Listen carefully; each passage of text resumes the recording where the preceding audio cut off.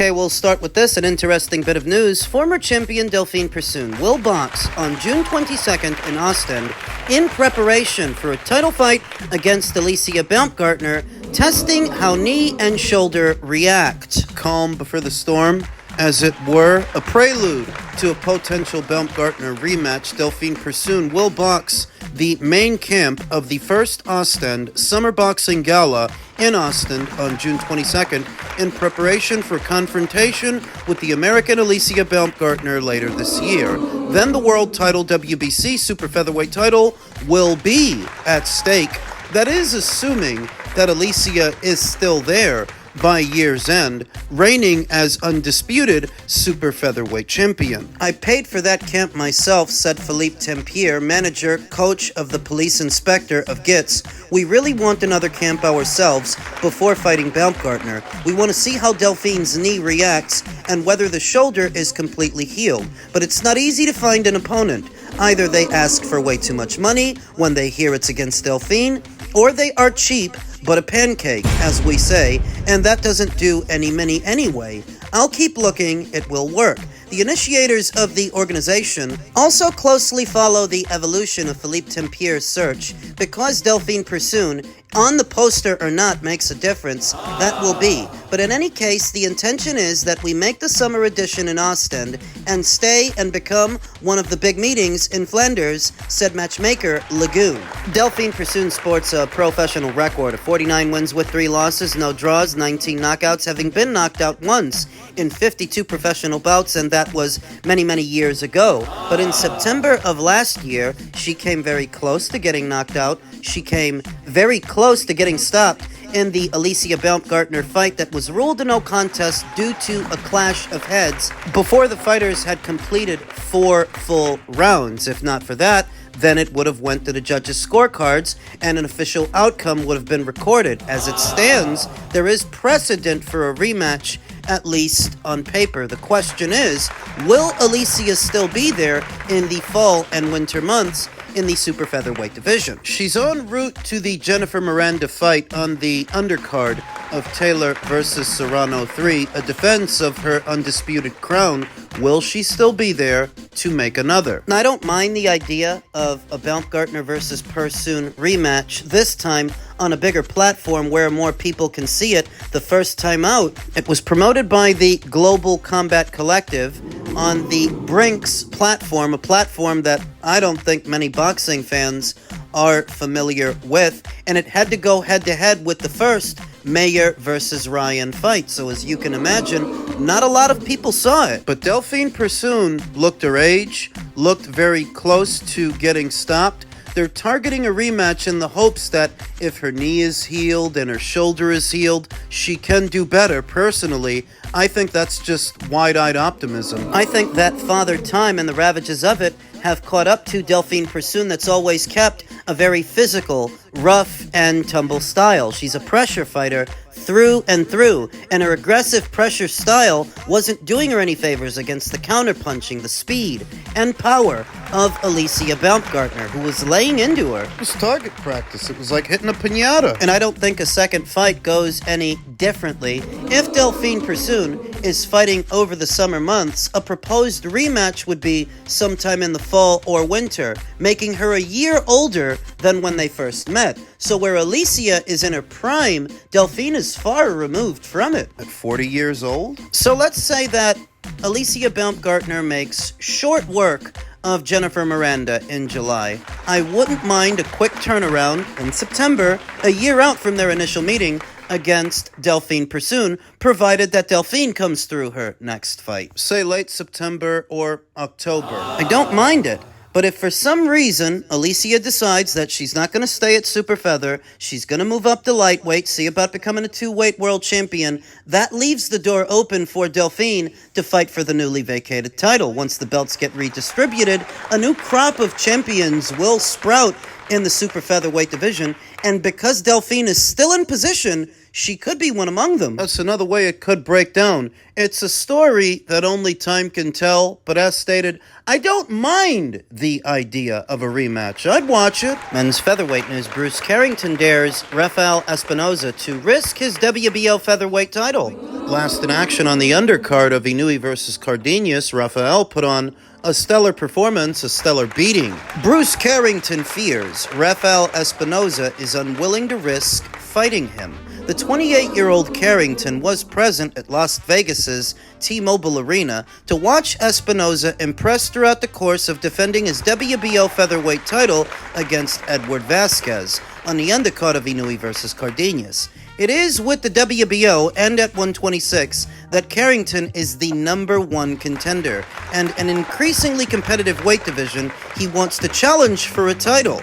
Suggestions persist that England's Nick Ball, the WBA champion, is on course to fight Inoue in December in Riyadh, Saudi Arabia. The IBF champion Angelo Leo defends his title in May against Tomoki Kamita of Japan, and the WBC champion Stephen Fulton is expected to move up to challenge O'Shaquie Foster, who holds the WBC title at 130. That Carrington and Espinoza are both promoted by Top Rank similarly suggests that of those four, the Mexican represents his likeliest opponent, and yet Espinoza is another who is targeting Inoue, who is co-promoted by Top Rank. And Carrington told Boxing Scene, "I'm ranked #1 with the WBO. I want to have that fight next. I want to fight him. I want to fight Nick Ball. I want to fight Angelo Leo. I want to fight whoever is in the way of the WBC. Whoever. I just want to fight these guys. But yes, Espinoza, I'd love to fight him. Our styles are electric. He's one of those guys who just loves to fight. He's Mexican. He brings that Mexican pride. He just wants to bang. I'm the type of guy who'd love to mix and match with a style like Espinoza's for sure. He put on an impressive performance against Vasquez.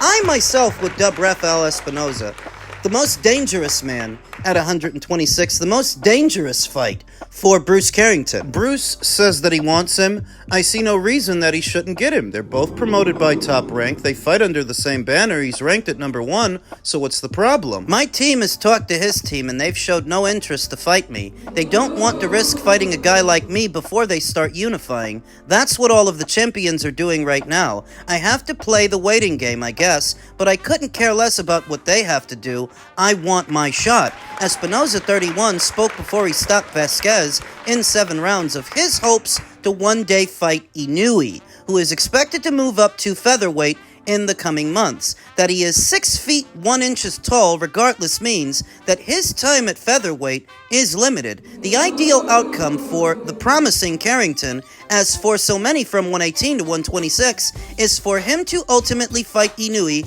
when the Japanese icon moves up. And that's where my ass starts to itch. Too many guys at 126 are targeting a guy who hasn't moved up yet, to the point that they're not fighting each other. The performance against Cardenas was really impressive, Carrington said. Inoue again, granted, this is the second time he's been knocked down, but it's also the second time he's gotten back up and finished a guy. That's what champions do. It was very impressive from Inoue. Cardenas, he was definitely a tougher opponent than Inoue expected. I already knew Cardenas had power coming into this fight. I've done my own film study on just watching Cardenas, and I already knew he had some power, but I didn't think he could match well with Inoue's style. That kinda showed. If he landed a big shot, he could put Inoue in trouble, and that's what happened. But Inoue's a champion, and he made adjustments. He's the best fighter in the division. I can't say he's the best fighter in the world. As of now, Terrence Crawford is the best fighter in the world, but when it comes to Inoue, he's definitely in conversations to be top 3, top 4, top 5 at best in the world right now. Maybe he's declining, maybe. This fight with Neary and then this fight right now, they're not too far apart in terms of date and everything like that. Maybe he has a lot of fights, a lot of experience. It could be he's past his peak. But he's still looking good. If he continues to keep having fights out there in the US and putting on performances like that, more people will get to know him and learn him and understand, oh, he's been like this. He's been this type of guy. He just needs to continue making a mark out here in America. He'll become a much bigger star for sure. He's always thoroughly disciplined in terms of his form. Every one of his shots always comes out powerful throughout the fight because he has such great form, great balance. He's always ready to throw a shot. More so, it's his discipline to not get caught with the same shot again. That's probably the most important thing that I can take away from his win. If he wasn't that disciplined, he probably would have got caught again because Cardenas was throwing those Hail Marys the whole fight. He was just hoping that he knew he would have a lapse of judgment or have a lapse where he's sleeping, let me catch him, and that shows a lot of maturity. I can't really say how soon a fight with Inoue could happen with him getting dropped in his last fight. He's probably not intrigued to go up in weight. So right now, I'm focused on the featherweight champions. I've gone over this more than once. The guys at featherweight, so many of them, the ones with belts and the ones without, are waiting for Inoue to move up to the point they're not really targeting each other, but because both Bruce and Rafael fight under the same banner, it's damn ridiculous. Theoretically, that should be an easy fight to make because they both fight on the same side of the street under the same banner, and Bruce is already ranked at number 1, so what is it going to take? I think what it's going to take is for the WBO to order it. So what Bruce has to do, if he really wants this guy, is put pressure on Gustavo. Put pressure on Gustavo to order it. They talk about Rafael Espinoza being on borrowed time as a featherweight because of his statuesque frame. The same applies to Bruce. Bruce ain't little for 126, and he's 27 years old. For all this talk about Inoue moving up, I don't think we ever see Espinoza versus Inoue or Carrington versus Inoue. But maybe we can see them versus each other before they leave this division because they both are on borrowed time. Who wins? I'm leaning a little bit towards Bruce Carrington, who's got firepower of his own. Perhaps not as much as Rafael Espinoza. I think he's the harder puncher. Though defensively, there are holes there that Bruce can exploit. Even with that statuesque 6'1" frame at featherweight, he does get hit. Got hit in the Edward Vasquez fight. Be a big step up for Bruce from the guys that he has been fighting, but I've liked what I've seen from him so far. Enough that I give him a slight edge to win. Back over to Inoue. I don't put much, if any, pressure on him to move up to featherweight and fight all of these guys standing on line single file while he's doing all the heavy lifting. They need to do some heavy lifting of their own. Oh, you're expecting him to move up and fight you at what will be his 5th weight, while you have yet to unify in your 1st. It's ridiculous, this so obvious desire to face someone who's naturally smaller than they are when they have each other to contend with.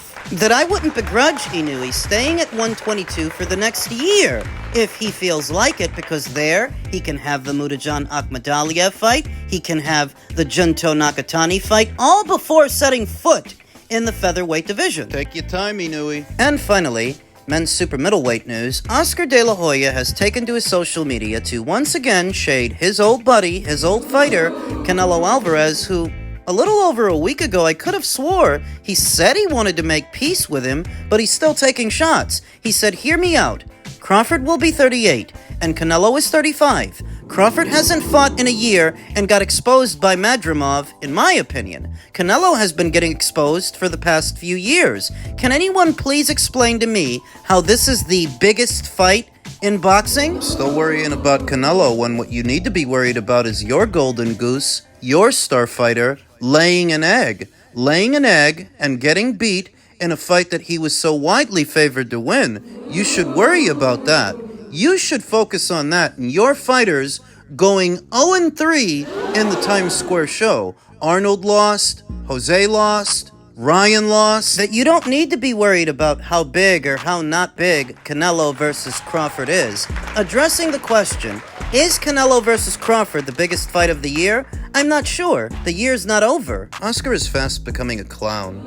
Irrespective of what he used to be when he used to fight these days, he's just a mouthy, indignant idiot who behaves like a jilted ex. What makes Canelo versus Crawford a big fight, irrespective of where it lands? Las Vegas, New York, Texas, couple of places that are in the running for the fight. It combines two separate fan bases. All of Canelo's fans that have made him the top-earning boxer in the sport, and of course, Terence Crawford's fans. Because he's got some too, and the synergy that is created whenever two big-name boxers with fan bases get together to do a fight. And of course, that tribal element that so many Americans go for, the black fighter versus the Mexican fighter, that does a good job of galvanizing people too. You're not feeling it now. You're not feeling it yet, the hype for the fight. But as the fight date approaches and the conversations get a little bit more spicy, the back and forth where lines are drawn in the sand and you have to pick a side, you'll see the synergy. You'll see the energy. What makes it big? Now, whether or not it's going to be the biggest fight of the year, that depends. That all depends on what else happens this year and how that performs. Do you know how disturbed you have to be to obsess this much about a guy that you used to promote? Do you guys realize how much time Oscar spends talking about Canelo? You haven't promoted him in 5 years. You're clearly still losing sleep over it. You don't see Bob Arum whining about what Manny Pacquiao was up to in the years that followed his departure from Top Rank, where Oscar... He can't shut up about Canelo. It's consistent. Week after week, month after month, year after year. For what's it been, 5 going on 6 years? Instead of worrying about Canelo, whose career is winding down, you should focus more on finding another one.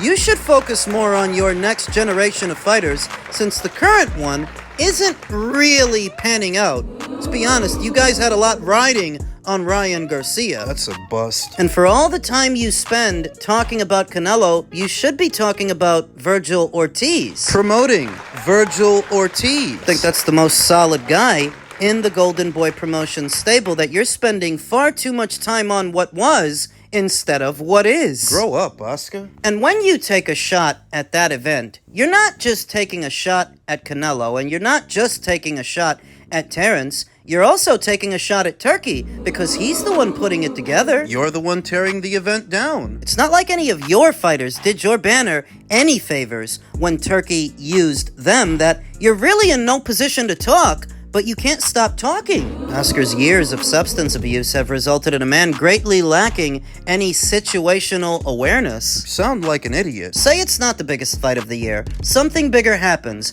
Whatever this is, it's still bigger than anything you're doing. You couldn't put a big fight together if you wanted to. You ain't got the materials, and you're clearly lacking focus that you're still spending this much time on Canelo. Focus on your own fighters. Focus on your own company. What are you accomplishing here?